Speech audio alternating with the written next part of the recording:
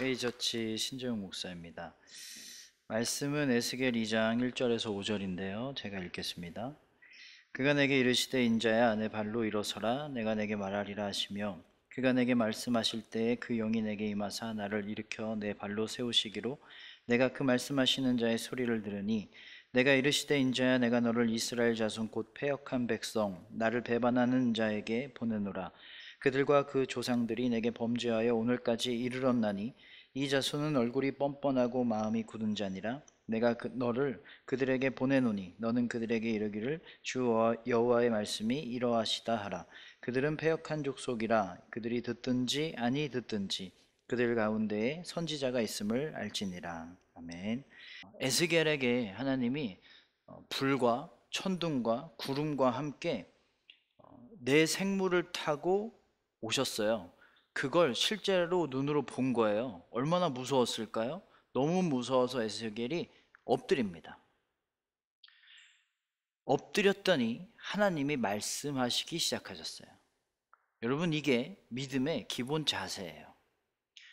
테니스에서 백핸드를 하든 오버핸드를 하든 테니스 채를 잡는 그립 자세가 있거든요. 그 자세를 유지해야 돼요. 우리가 기도를 하든 감사를 하든 예배를 드리든 순종을 하든 이 믿음의 자세를 유지해야 돼요. 엎드리는 거. 그래야 하나님의 말씀을 계속해서 들을 수가 있어요. 에스겔이 엎드렸더니 하나님이 말씀하신 것처럼. 그러면 어떤 뜻을 알려주셨을까요? 오늘 말씀 1절을 보면 내 발로 일어서라. 엎드렸는데 일어서래요. 왜 그러셨을까요? 우리는 보통 하나님 앞에서 하나님 너무 무서우신 분이라고 생각하면서 하나님께 과도하게 긴장합니다. 그리고 그 과도한 긴장을 믿음이라고 생각해요. 믿음은 하나님과의 친밀한 관계거든요. 그래야 하나님이 작게 말씀하셔도 들을 수 있거든요. 가까우니까. 근데 우리가 긴장을 많이 하면 정신을 제대로 차릴 수가 없잖아요. 집중을 제대로 못 하잖아요. 긴장이 내가 가지고 있어야 되는 마음의 자리를 다 차지하고 있으니까 하나님과의 친밀한 관계를 과도한 긴장이 차지하고 있는 거예요. 그러니까 하나님의 말씀하셔도 못 듣게 되겠죠. 그래서 하나님이 너무 과도한 긴장을 할까봐 에스겔에게 일어나라고 하시고 그의 두려움을 조절하신 거예요. 이제 내가 말할 테니까 잘 들어봐. 내 앞에 서봐. 나 좀 잘 봐봐 라고 하신 거예요. 그리고 나서 에스겔에게 어떤 말씀을 하시는데 그 말씀을 하시기 전에 하나님이 굉장히 의외의 일을 하십니다. 일어나라고 하셨잖아요. 근데 2절을 보면 나를 일으켜 내 발로 세우시기로 내가 그 말씀하시는 자의 소리를 들으니, 일어나라고 하셨잖아요. 그런데 에스겔이 일어난 게 아니라 하나님이 일어나게 하셨어요. 하나님은 우리에게 뭔가를 하게 하실 때, 어떤 명령을 하실 때 그것을 할 수 있는 힘을 같이 주세요. 내 혼자의 힘으로 하라는 게 아닙니다. 말씀대로 사는 게 내 뜻과 달라서, 내 생각과 달라서 너무 힘들 때가 있어요. 그리고 내 의도와 다른 일들, 아니면 내가 못할 것 같은 일들을 하게 하실 때도 있어요. 그런데 하나님은 어떤 말씀을 하실 때, 우리에게 어떤 요구를 하실 때 그것을 할 수 있는 힘과 그것을 할 수 있는 상황을 같이 주십니다. 우리는 에스겔은 일어나라고 했겠죠. 일어나려고. 우리도 그것을 하려고 하면 되는 거예요. 어디로 가라고 하실 땐 네가 그 길 개척해서 힘내서 알아서 가봐 라고 하시는 게 아니라, 내가 길도 만들었고 힘도 같이 줄 테니까 가봐. 말씀을 따라 가려고 하기만 하면 하나님이 준비하신 힘들을 우리가 경험할 수가 있는 거예요. 여리고성을 돌라는 명령을 하셨습니다. 여기에는 여리고성을 돌라는 뜻과 성을 무너뜨릴 수 있는 하나님의 힘이 같이 들어 있었어요. 그래서 돌았더니 여리고성을 무너뜨리는 힘을 경험하게 됐죠. 하나님, 이 시련 어떻게 이겨요? 하나님, 이 죄를 어떻게 이기죠?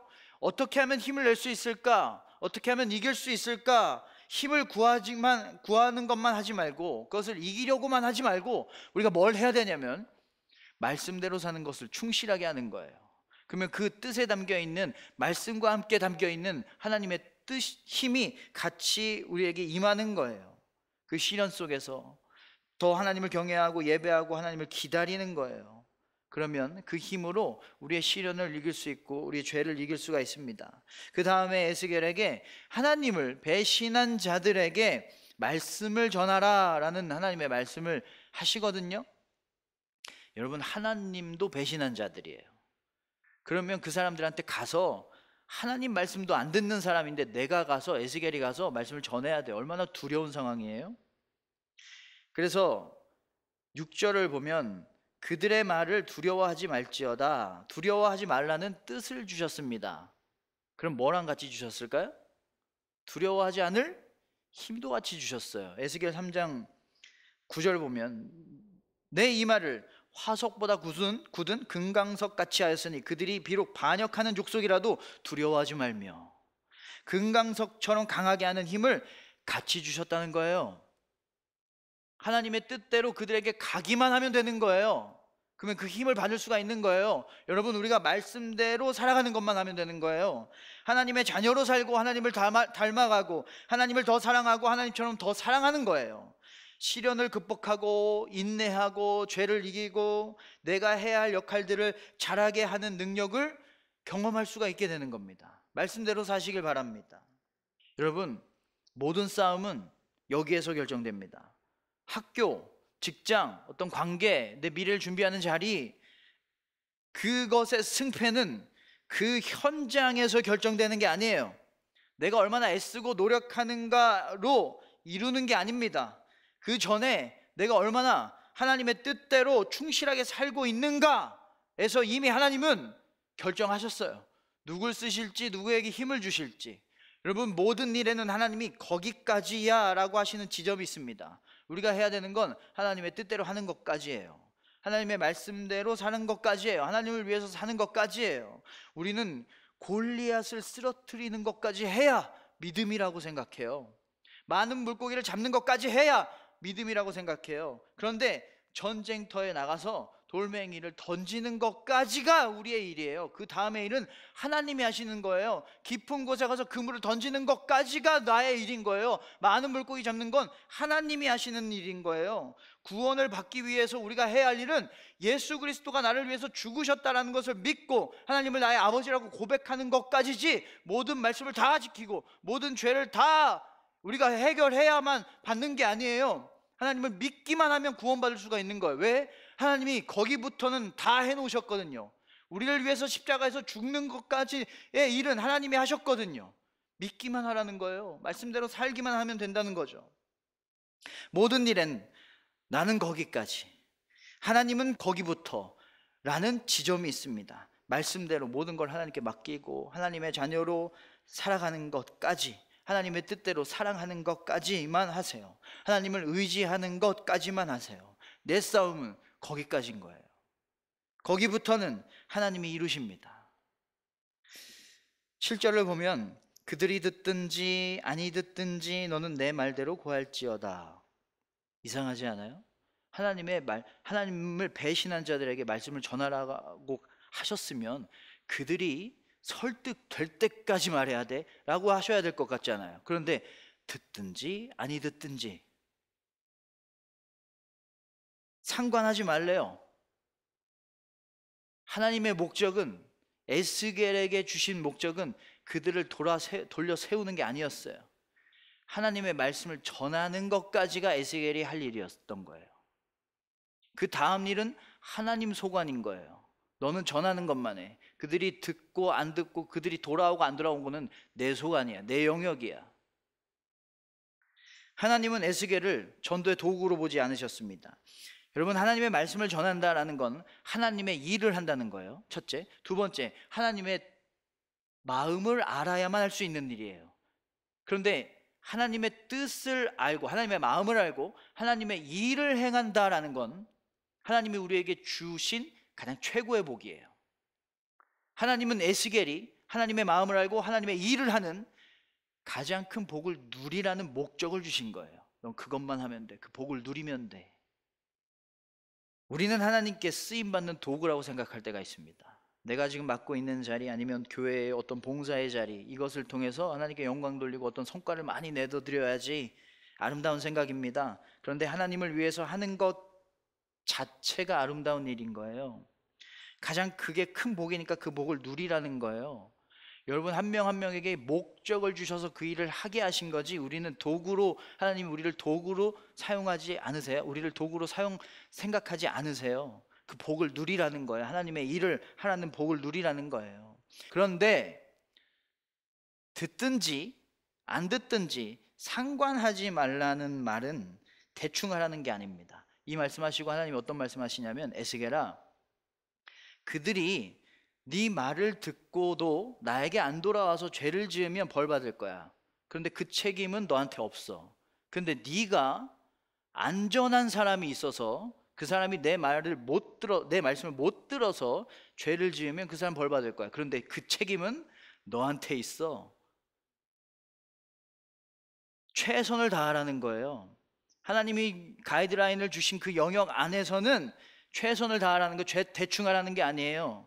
최선을 다해서 하나님을 위해서 하라는 것을 열심히 하는 것까지만 하면 거기부터는 하나님이 최선의 결과를 보여주신다라는 것이죠. 저는 전도사 때 계획이 있었습니다. 고등부 전도사, 고등부에서 사역하는 그 계획이 있었는데, 고등부로 이력서를 내는 교회마다 다 떨어졌어요.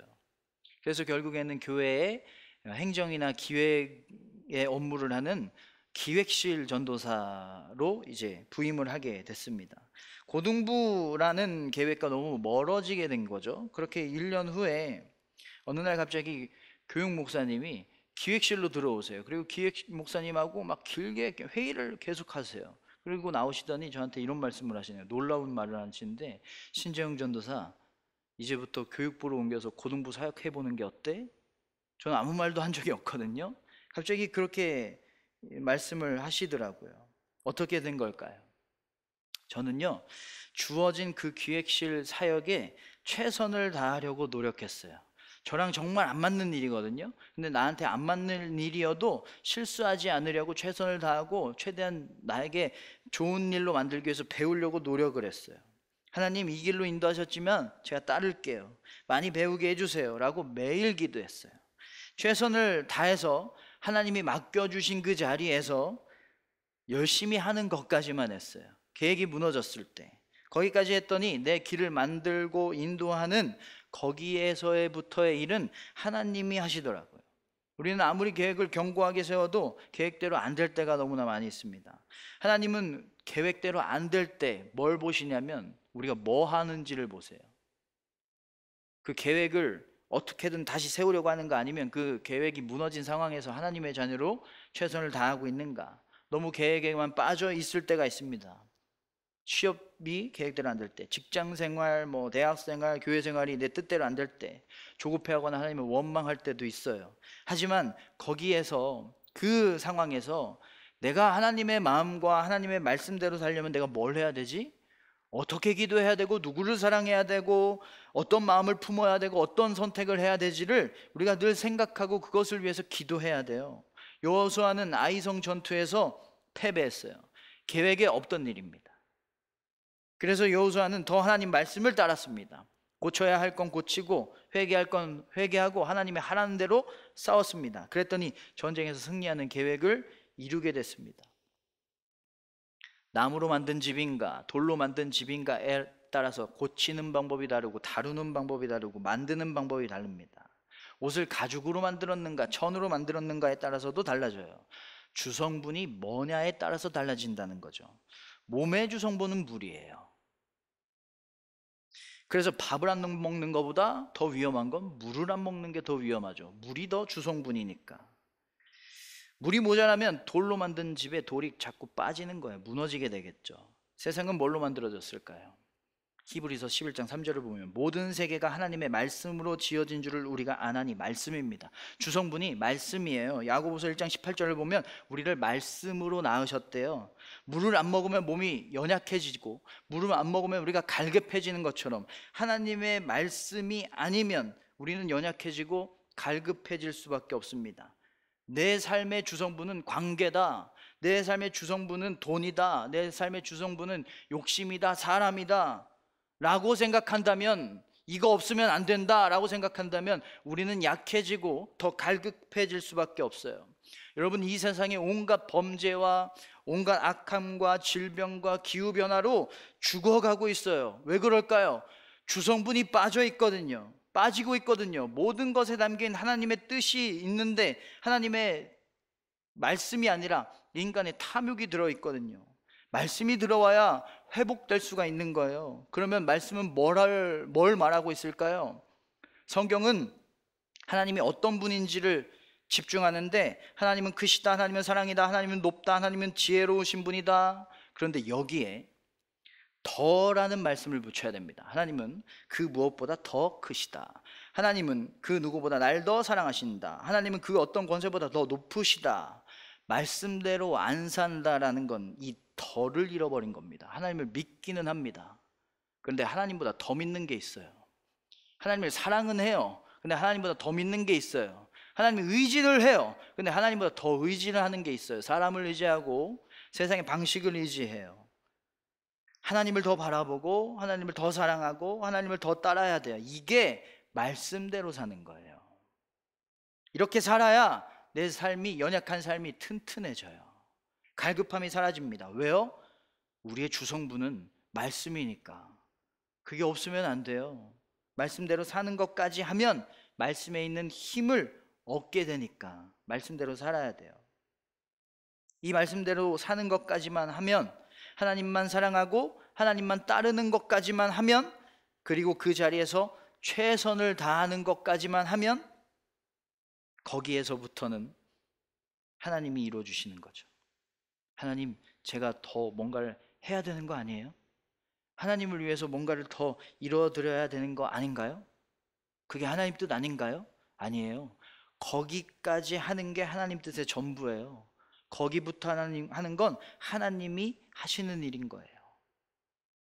하나님은요, 막다른 길을 주실 땐 피할 길을 같이 주세요.